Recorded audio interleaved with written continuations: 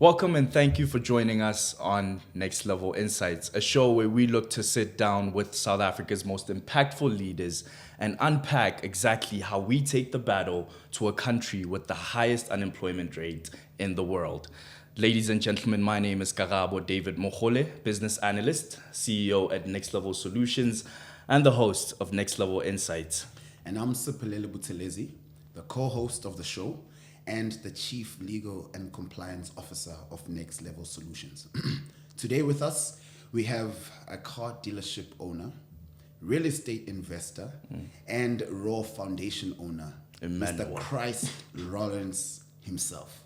Sir, we indeed. Thank you so blessed to have much you today. for having me. Thank you so much. I truly appreciate it. And thank you for the invitation that I can come here and share my story. I think just to guide the conversation, you're a very talented person. I think at the core of things, you're a great salesman. That's what I know. At the core of things, he's a great salesman, Sure, and sure. I think that will make this very easy for us to continue with this conversation. To say, you know what, sell it. Let's hear your story. Let's hear where you're coming from. And initially, right now, I'd like us to build on something which is the foundation of who you are. Where did Lawrence Christ Banks come from, and who are you? Lawrence Christ Banks, who is actually as Lawrence Masibuko. It's definitely a boy from the township, from Ekasi, the hood. As we all are. I was born into this thing. Doesn't mean that it was born with me. I was born into it. I was born into a family that was always involved in selling. So, I had to Naturally. join the business, the family business, so that we can all survive, get into it every day, wake up, go behind the counter. On weekends, get out there, go to the soccer fields, take ice cream, take popcorns, sell all of that so that there can be food on the table. So I was born into it, and it's And who I I actually am. relate with that. When I was 12, I used to sell lighters. I used to sell lighters. So course. you have to sell. You have to sell. I feel like selling is just The one best of skill. those things Best skill. that everyone does, even without realizing it. Yeah. But the power with it is that you realized what it was and you were able to turn it into something. And that's how you drove it to, you going into the automotive space. With that being said, Mr. Lawrence, basically what I picked up from what you just said now is that you didn't choose this life, it chose you. Pretty much. Yeah, basically, I can say so. I can agree with that. I was born into it, and I had to actually accept it and go with it. Nah, beautiful stuff. With that being said, automotive space, that is what you are the epitome of right now. That is what you specialize in. You specialize in that. Why the the automotive space, and what gap are you trying to fill? Oh, good question. In life, we try everything. I've tried everything. Some things they worked, some things they didn't work. And earlier in 2014, I registered a company called Raw Investment. And then when it started, basically, it was a car parts selling shop, motor space, which is in the automotive industry itself. And why I got into this, automotive space, already I was in it, but I was not actually selling cars. I was actually selling the parts. I've identified an opportunity because there was these small taxis in our area whereby, when the car breaks, they must actually jump in a taxi, go to town and buy parts. So I was like, I identified the opportunity that, okay, you know what? I can actually provide solution. They don't have to actually go that far. So I opened the shop. They would come to me for service parts and for maintenance parts. And it went on. And then I realized as time goes on that, okay, now we need to switch things a little bit up. Expand. Go, not into selling parts, but selling cars. Bigger. Yeah. Bigger. Yes, Always. sir. Always gotta take it aim to the big. next level. And I think that's the really cool part. And I think the next question after that would be, because you've been in the game 11 years. 11 years. What was the defining moment, man? What was that moment where you realized, you know what, this is my market. I'm here. I'm taking over, and it's done. This is what I'm gonna do. When was it? And you can even tell us, you know, when you knew that it landed. When you knew, it's Yeah. fun talking this meter, baba. It's done now. Oh, well, okay, that's part of the business. I mean, if you're in business, you need to make money. If you don't make money, you're not in business. 100%. But overall, I mean, I got to a point whereby this is now a calling, and it's no longer about Lawrence. It's about people. When it got to that point whereby this business doesn't do it only for Lawrence, and then it does it for everybody, that was a moment, defining moment for me. And as we went on, we got to a point whereby, okay, it's not only about cars, it's not only about real estate. I mean, we've been generating this, money, Yeah. generating this money. And as we generate, it's always good to actually give back. You know, Yeah. God, I mean, has shown us his love. And we're at a point whereby now we're actually sharing his love, giving back to the community. Great stuff, great stuff. Particularly from what I've observed, or what I think me and Kaiwe have seen, is that a lot of leaders are guided by their four spheres. By their four spheres, I mean the spiritual, the emotional side of things, the intellectual side of things.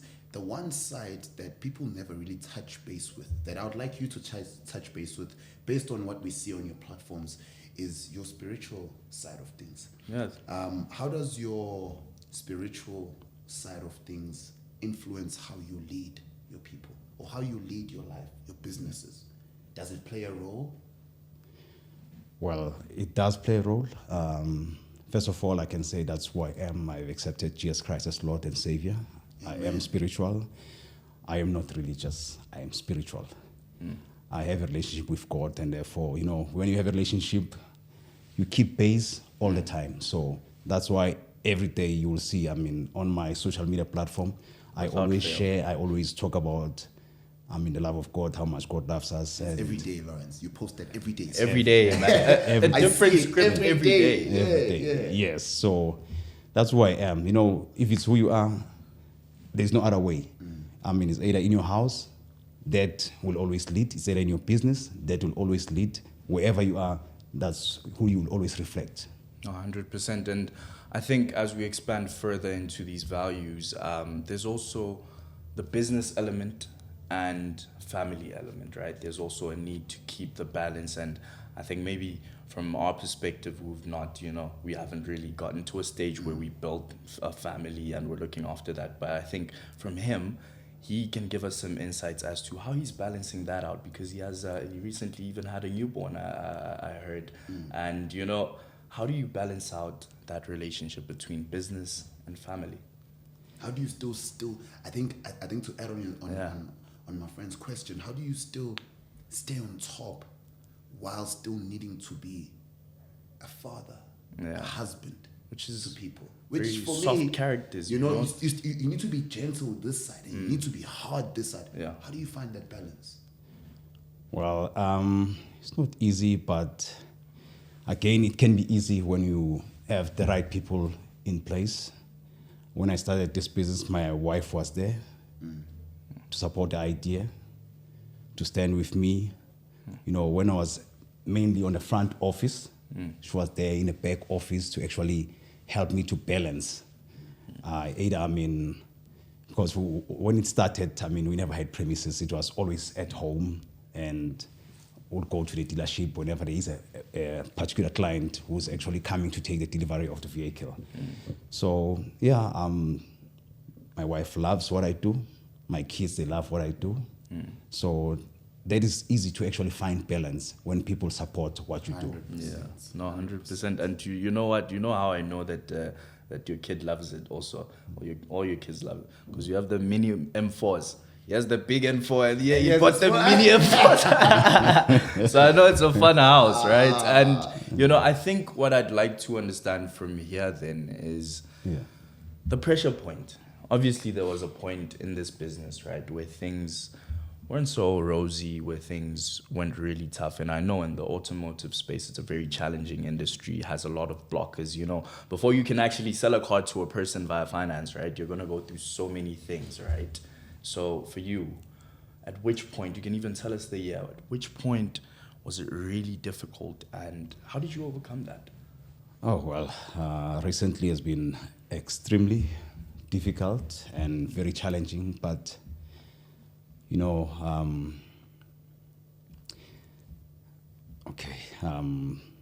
go back to basics. There's basic principles, what you have done when you started, when there was nobody, when there's people, you do the same thing, you'll get the same result. So, currently, or recently, when we tend to a car dealership, not actually a consulting company that is actually based on marketing and selling the product, we got to a point. I think David or Karabo will actually understand where I come from, because where I started, basically I was running a consulting company that is doing marketing and selling. So there's plenty of dealerships out there whereby we reach an agreement that I'll sell your car and you'll pay me the ask. Commission or profit. So I got to that point whereby I don't want to be in the same place. This thing must grow. And if it must grow, you need to take a decision. And taking that decision is not easy. There's so much pressure, because you might take a decision that not everybody is going to actually understand where you come from, where you're going. And that decision is not only, to suit your interests, but to actually benefit everybody who is in the picture. Yes, sir. So it wasn't easy. We moved from one dealership to another dealership. And when we were there, because, things didn't look or didn't seem as they used to be or as they were. And then, in life, there's those type of people, they there for a season. Yeah. Some, they there for all seasons. But unfortunately, those who are there for a season, they left because they don't understand the mission, where you are and where you're going. Yes. So with that pressure, we had to take decisions. Unfortunately, they didn't actually, keep everybody who's in the team. We lost a lot, but at the same time, we are at a point whereby, again, we are regaining new people in the team, because it doesn't end only in the office. In our space, things have changed. The model has changed. It's not like before, whereby people will just walk into a dealership and just trust a dealership and buy. We create trust on daily basis, as you will see on social media platforms. Our guys, they marketing. They marketing the brand, they marketing the product that we're selling. Yes. So it doesn't end there. So the team in the office got shaken a bit. And then our social media, our marketing network is still there. And everybody's coming back. As we, doing our official opening on the 23rd of August. We're looking good. We're looking good. We should have some music for that. I'm doing it. I'm very happy. Sometimes you need that pressure to know who's in your boat.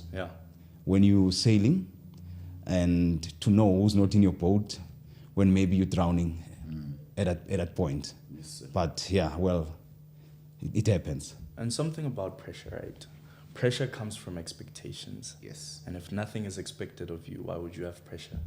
It means that a lot is expected of you, right? And so you are naturally forced into pressure. And I think it's you calling it. You're saying, I want that growth. I want that next level, right? And I think if we can jump into the nitty gritties of things, right? It's about getting practical and understanding, really, what is responsible vehicle financing? That is your space now. That is a space that you've been in for years. And so a lot of people want this help, right? A lot of people need this. People just started, their jobs and they're looking for new cars, and exactly what exactly do you offer to these people, Responsible financing. Vehicle finance. Vehicle financing. Yes, sir. There's always two sides of the story on everything. So Yes. you'll find one person who is not earning enough, maybe he's earning plus minus 8,000 rent. He wants to buy a car, and if there is responsible vehicle financing, Doesn't I wouldn't sound so dare responsible. buy a car. If I earn 8,000 rent, doesn't make sense to me. Doesn't make sense to Not me. so Because responsible. even in my house, my groceries is not 10,000 rent per month. It's not 20,000 rent per month. It's way more than that. So Okay. I don't see how you the actually Woolworths, yeah? survive. Okay, Lawrence, it's that Woolworths. No, honestly, things got very expensive. We used to buy bread, maybe for 8 rands, but now bread is what? 20 rands. Inflation, man. 24 and Okay, I don't know, because my wife is the one who's mainly in that department. Handling So that. But I think, if I earn 8,000 rent, if I were to buy a car, yeah, it shouldn't be a liability. It should be maybe an asset. yeah, An asset in a way of, maybe if I buy a car, I'll either, maybe if I'm working, I'll maybe do, what do they call, trip. it's a D. No. I know exactly what you're talking about. But like taking them in your car, Yeah, like a shuttle Transport, service. the shuttle service. Shuttle service or whatever it's called now. I'm not sure what it's called. It's called No, a lift club, Lift club. if I'm correct. Yes, lift Yeah, club. or maybe, also, after work, enter into a space of maybe Uber or Bolt. That makes more sense to me. In that case, that car will pay itself. It makes sense. Generating. You can use it for personal use, and you can also use it maybe for business use. It makes sense. But if I'm earning 8,000 rent, I'm buying a car of maybe, almost 4,000 rent per month, plus insurance. And to drive that car, it needs petrol, maintenance, savings. Looking at over 5.5. Then, You're looking at the actual 8,000, all of it. basically, I All won't of it. have anything to eat. Yeah. Yeah. Doesn't make sense for me. And I think it So would, I would say it will be a responsible vehicle financing if I'm buying a car with that low income to actually accommodate, or not to say accommodate, to be able to actually pay my debt. Yes. Yeah. yeah, I don't think it would be so responsible. So I think just to wrap it all up into a box, it's to say maybe before doing this, ensure that you're within the range, right? And as a person in this space, right? And of course, disclaimer, non-financial advice, but as a person in your space, right? As a salesperson in this space, exactly how much do you think a person should be earning to actually approach you and say, okay, I'd like to pick up vehicle finance? Yeah, no, maybe around 8,000 rand there. 8 and above. Yeah, 8 and above. 8 and above. With less expenses monthly. Your monthly Okay, so expenses. someone that lives at home, you shouldn't be paying rent. Preferably staying at home. Yeah. Preferably no Needs to be children. practical. Yeah. Preferably no children. Yeah. Not taking care of someone's daughter as well. Yeah. Yeah. You know? And then also, back to his point, it shouldn't just be a thing of, okay, you just bought it this day. It's now about navigating it and saying, I'm going to use it as a tool to supplement my income. So I think that's a very great part and great notion to pick up. Now, exactly how does it work? What is the process? Just so we can inform our viewers, right, of exactly what is the process that it takes for someone to pick up vehicle finance by Raw Cars SA. Okay. Number one, before we can do anything, we need to first see, how your profile stands. Do a credit check. See, if you are credit worthy or not credit worthy. And then second step, you need to know what you're looking for. And based on what you're looking for, what's your budget? because it doesn't make sense for me to actually put in a car that is not in your budget. I need to first understand what's your budget. I mean, based on the car that you want to buy. And then once I know that, I check your monthly expenses, and then I see that all is in order. We go to the application process. Okay. And then once we have an approval, we get those validation documents. We submit to the banks, and we wait for the banks to give a final approval. Once we have that final approval, and then we get to a point of maybe setting up, time when you want to do your delivery. We're very quick. We don't work, the old-fashioned way of the franchise, whereby, you submit your things today, and then you might get your car in the next 2 days, 3 days.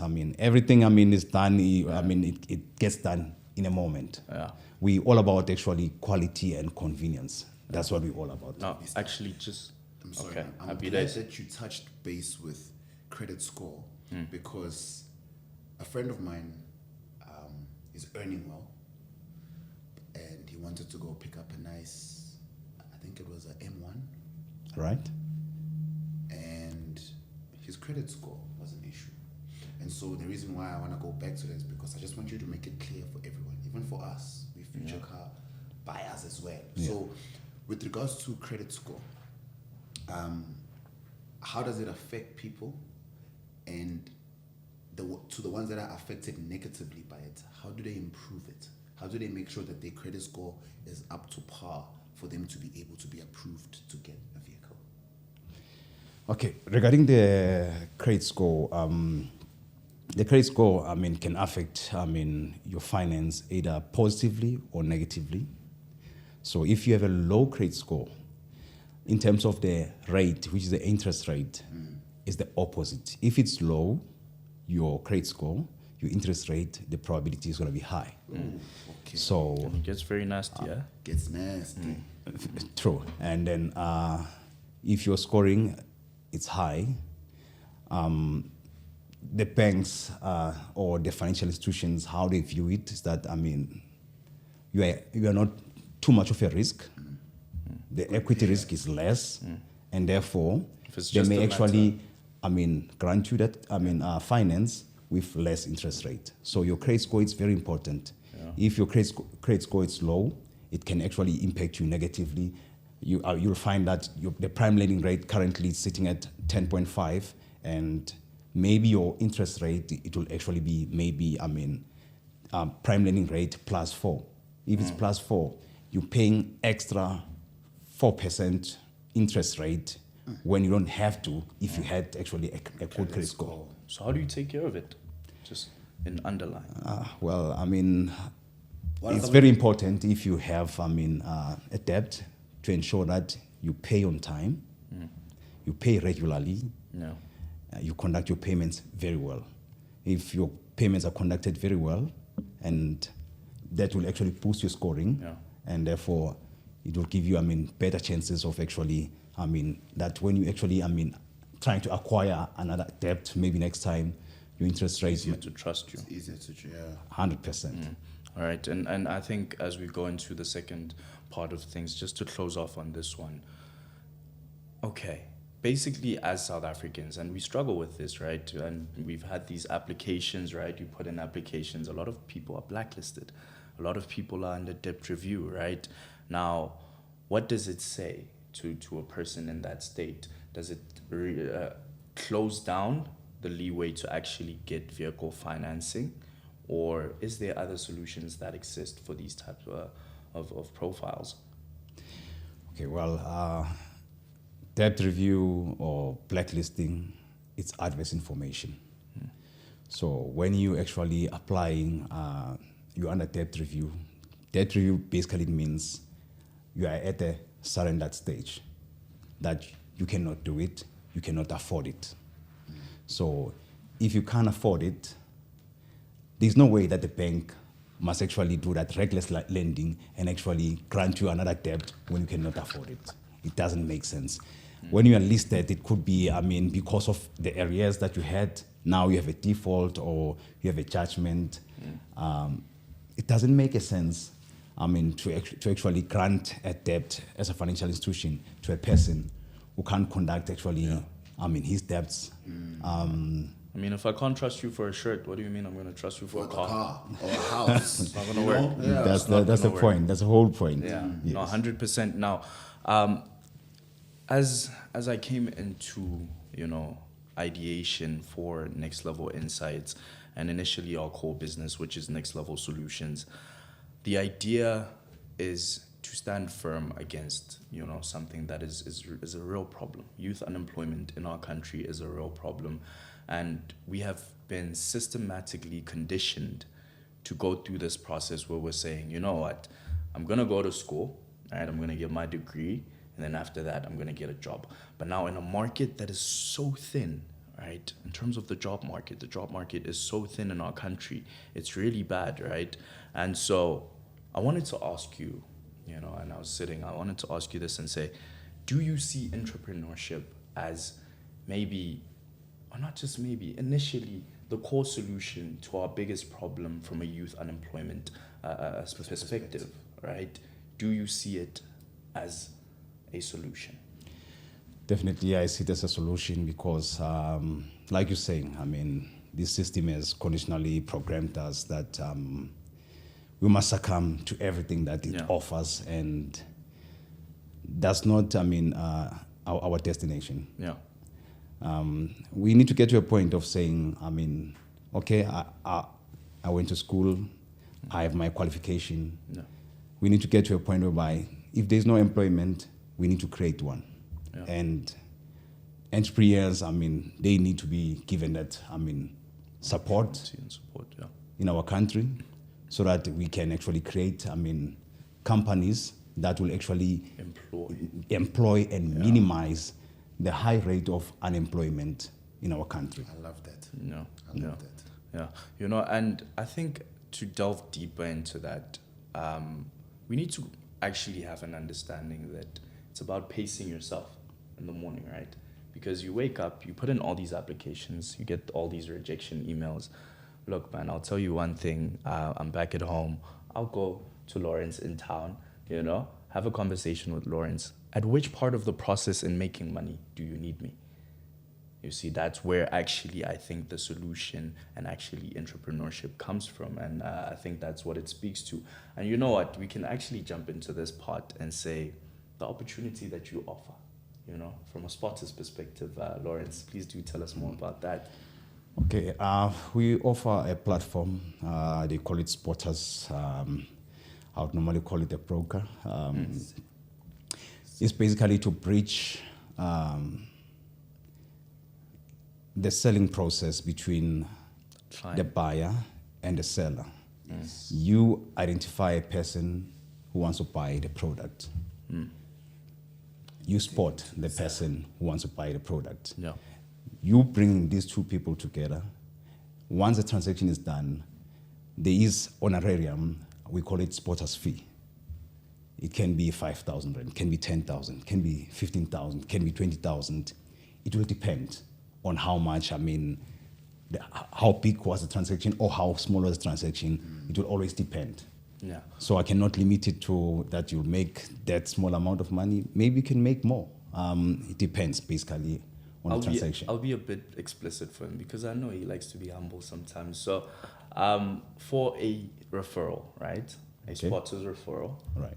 We're talking an amount of, and this is in fixing the situation. The problem statement is unemployment. How do we make money? It's not about actually getting a job. It's about making money, Yep. So how do you make money from this process that he's talking about? You just bring the client to his dealership and in a range, please give us the numbers as to you can get paid between this much and this much for simply referring a person. I think he just did. He said between 5,000 rand to about 20. And obviously, if the transaction is bigger, if the car that is being sold is bigger, it could be then more. it could be more than even 20 grand. Yeah. So basically, the platform it's available for everyone. Yeah. We have a huge marketing network all over the country. We're not only selling to people in Gauteng. We're not only selling to people in KZN, Western Cape. We're selling to people all over. Yesterday, we had a client coming all the way from Limpopo. So wherever you are, look for us, Rockers SA. we have a platform for everyone. While you're still looking for that job, this could be a deal breaker. This could be a platform for you whereby you can actually make a decent living out of this thing. You know, when I started, it was a matter of survival, but now You're thriving. it's living. It's living. So You're not even Smooth living, sailing. Lawrence. You're thriving. We are living nicely. You showed up with an M4, man. I'm Oh, I'm no. still like, Oh, hey, no. Showed hey. up with an M4. Oh, no. An Oh, M4 no. outside there. And I'm sorry to cut you. Mr. Banks, to a motivated young aspiring entrepreneur like myself, even. What are you saying to us? What can you say to us? Looking at where you are now, how far you've come, what would you say to a young aspiring entrepreneur? motivated entrepreneur. Yes. Okay. I know I'm gonna make it simple. I know it's not that simple, but being an entrepreneur, you need to be able to identify a problem, come up with a solution, And that's where the money is. and then turn that solution into a business. Right. Perfect. Beautiful. I think that's perfect. Now, you know, from a form of support, also at an economical stage, at a stage where we say, okay, people can start businesses, people can be entrepreneurs, but from the system that we exist in our country, what type of support do you think would be very helpful to our youth that are looking to go into entrepreneurship? Well, I'm not a politician, and you know, politics or politicians, they can influence things. So I think it's about time our country, they look into this type of programs that can actually, combat this issue, this problem that we're having in our country of high unemployment rate. So if our government can actually look into actually supporting in terms of funding Yeah. businesses, doesn't matter whether it's youth or whatever, if they can look into funding and don't just fund, also give the support, the skill transfer. Yeah. Because it wouldn't make sense for me to actually say, okay, you want to open a business, here it's $1 million rent. You don't know how to use $1 million rent. You never had $1 million rent before. Doesn't make sense. It's gone in 3 days. Gone. You don't have the discipline. You don't Doesn't know make what sense. it takes to have that You million. don't have the soft skills even. So it's about time that our government is doing the very same thing that other countries are doing, like China. I was in Dubai. They take care of their people. They don't just, let their people be, whatever that they can be. Once, if you are a citizen, in UAE, they start a business for you. They give you money Are you serious? to sustain you, because You need to go to when, Dubai. when you start a business, you need cash flow. You do. Because Working capital. yes, it could take you some time for business to actually thrive, or to actually But at least from to sustain get- itself. Yeah. So if there is that funding in place, Yeah. it can actually help your business to actually sail at some point, because sometimes it can take you 6 months. You're not making money. You're not even breaking even. So I think it's about time that our government, they look into such programs that will actually help and benefit our people in South Africa. No, beautiful. That's a beautiful point. And I think from someone who is in your industry in particular, or, someone who is in a product-based service, a product-based industry, right? Now, what would you advise? What exactly do they need from day one to actually say, you know what? Because the cars, they sit on the dealership floor, right? Yeah. They don't sell themselves. Someone has to wake up every day and do it. 100%. So what exactly would you give to as advice to a person for this, to say from day one, this is what you need in a product-based business or a dealership format business? Okay, yeah. If you have started a dealership or a car dealership, you have a product on the floor, obviously it will never sell itself, especially nowadays. The model has changed. I don't know why people, they start also dealerships, just open a car dealership, and think that people will come and buy cars from you. Walk-ins, it's almost impossible to sell cars to walk-ins. People have bad experiences. Some people have been frauded before. Some people have bought cars and cars gave issues and they never got help back from the dealership. Yeah, after service. After service. That is it's a main problem why people, they don't actually want to buy just anyway. They rather buy wherever you will refer them to buy, because Trust. we understand that quality is everything. It's not just about the quantity that you must get cars sold. So overall, I mean, everything in this life, it needs a plan. If you have a plan, you'll know what to do. Right. Before this, I mean, this studio, there had to be a plan. Somebody had to approve it. Before this was erected, there had to be a plan. So if there is a plan, there is a way. Yeah. But if there's no plan, definitely there's no way. No, I think, I've been an entrepreneur from a very young age, but what would you say, right? And I've made a lot of mistakes, right? And from a person who's done entrepreneurship so well, what would you say to a first-time entrepreneur as advice to say, okay, now I see you, Karabo, you've just started a business. Here's my 2 cents. Yeah, maybe I did also highlight it on a previous question, but overall, I mean, I think it's about time. We don't focus on the output, we focus on the input. I mean, there's a scripture in the Bible that says, seek first the kingdom of God and his righteousness, and the rest shall be added. We sometimes worry about money when we must worry about actually selling the product, developing the product, give the quality that is needed. Yeah. Because if I get satisfaction from your product, I'll definitely buy it. Yeah. And you're going to make money. Easily. But if you're focusing on money, you're not actually selling the right quality or giving the right quality to your targeted market or your clientele, it's going to get to a point whereby they're not going to buy it because it's not needed in the market.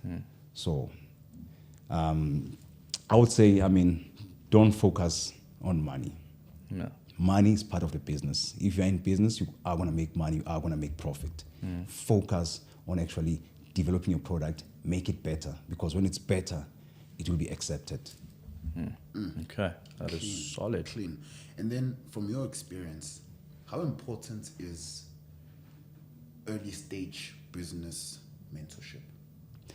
It's very important. If you know where you're going, it's better. But if you don't know where you're going, then it's a problem. Very hard. So if you meet people who have walked that journey before, it makes it easy for you to walk the same journey and to actually make progress even quicker. So mentorship, I mean, it's very important. It can be a physical mentorship whereby you go and meet people who have been there. But nowadays, I mean, internet has made it easy for us. You can go to YouTube, you can go to Google, you can actually start gathering, I mean, information that is related to what you are doing. And that will, on its own, it's mentorship. It will actually get you where you want to be.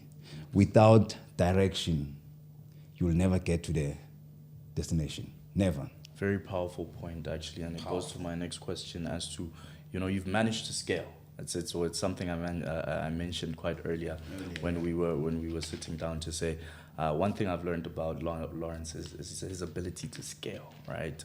Now, my next question is, you've managed to scale this business. You've managed to scale multiple businesses while still keeping your values intact. And now, it's a very difficult process when you're scaling. You're dealing with people, you're dealing with this. Now, in essence, what initially, right, keeps you focused on the long-term objective, but still getting your quick wins, but not getting too fixated on these quick wins, right? Because it's easy for you to say, you know what, I'll sell this car to this person and in this condition. How's that going to affect the bigger picture? Thank you again for saying that. The long term is always a priority. We get, these quick wins done. But if you know where you're going, it's very important to make sure that along the way, these things they get done, and without losing focus on the main priority, which is the long term, what you want to achieve. Because the way we started is not the way we want to end it. Yeah. The plan is not to actually, stop here. The plan is to actually, expand and make sure that all of this is planted all over the country. Generational wealth. 100%. Now this jumps into my next, my next question, right? There's franchising within your dealership, the dealership space. Exactly 5 years from now, where do you imagine Raw cars being? Well, that's very scary because we still have to do some work before we get there. Always. Yeah, but with the support that I got and the acceptance of what we're offering, I think we are ready that in the near future, we should take this thing all over, the country. It's about time maybe to branch out and to turn this thing into a franchise. There's many people, like I said, we have a huge network. Yeah. And it's about time also to give these opportunities back to everyone who has made this what it is today. We sold thousands of cars, and that wouldn't have been possible if it wasn't for all of those people who have been there to support this mission that we're in. So, yeah, overall it's discipline. Discipline will get there. 100%. With the last one on my side, Mr. Banks, and I always like asking people this because I always ask myself this. If you had 5 minutes with the big man himself, Mr. Cyril Ramaphosa, Yes. and you had to propose something to him, or you had to propose how you would tackle our current issue, which is bad Youth unemployment. What well, would you say in those 5 minutes? Well, that will be a moment, and based in my industry, the automotive industry, this will be my proposal to the president. That president, there's many people out there who would actually, make great contribution. How about we support, we fund those people, and we give them the necessary support that they need, because what's happening in our country is not helping our country. Our country is open to Chinese market, and this Chinese market, it's flooding this market that is actually, doing manufacturing in our country.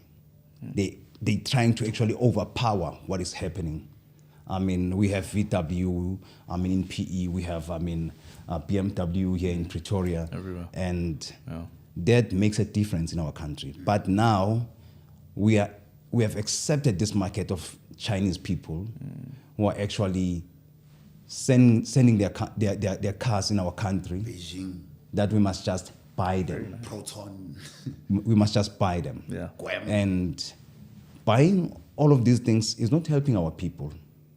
If these very same companies, they were doing manufacturing in our country, that would actually minimize this higher unemployment rate.